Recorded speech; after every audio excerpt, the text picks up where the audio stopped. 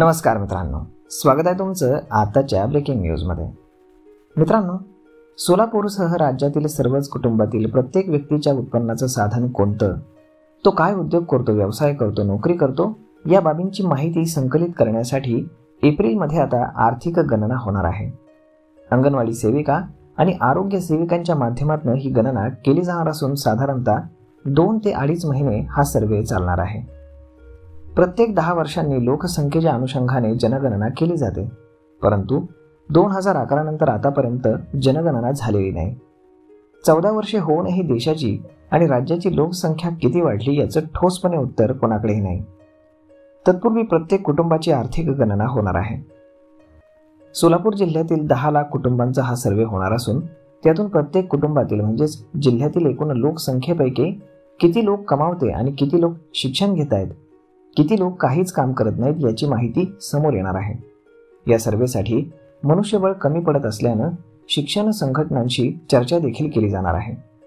केंद्र सरकारकडून त्या संदर्भात राज्य सरकारला पत्रव्यवहार करण्यात आलेला असून महाराष्ट्रामध्ये हा सर्वे सुरू होण्यापूर्वी कर्मचाऱ्यांना त्याचं प्रशिक्षण हे दिलं जाणार आहे। प्रत्येक कुटुंबाची आर्थिक गणना करण्यासाठी अंगणवाडी सेविका आणि आरोग्य सेविकांची देखील मदत घेतली जाणार आहे।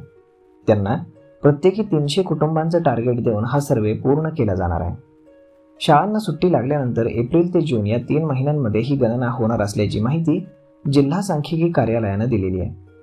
या सर्व्हेमधून कोणत्या वयोगटातील व्यक्ती तरुण, तरुणी रोजगार, व्यवसाय, नोकरी करतात किंवा काहीच करत नाही हे स्पष्ट होईल। त्यानुसार कोणत्या घटकांसाठी शासन स्तरावरून उपाययोजना करता येतील हे देखील निश्चित केलं जाणार आहे। सुमारे सोलापूर जिल्ह्यामध्ये 10 लाख कुटुंबांची आर्थिक गणना केली जाणार असून त्याचं नियोजन देखील सुरू आहे।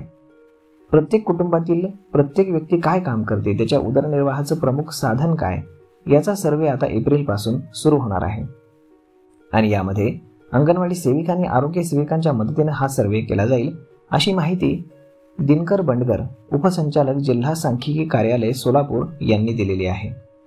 तर मग आता यामध्ये कोणकोणते मुद्दे विचारात घेतले जातील तर ते देखील फार महत्त्वाचं आहे आणि यासाठीचं ट्रेनिंग देखील आता अंगणवाडी सेविकांना देण्यात येणार आहे, परंतु ते कधी आणि कसं आणि काय या संदर्भातली ठोस माहिती मात्र त्यांनी दिलेली नाही।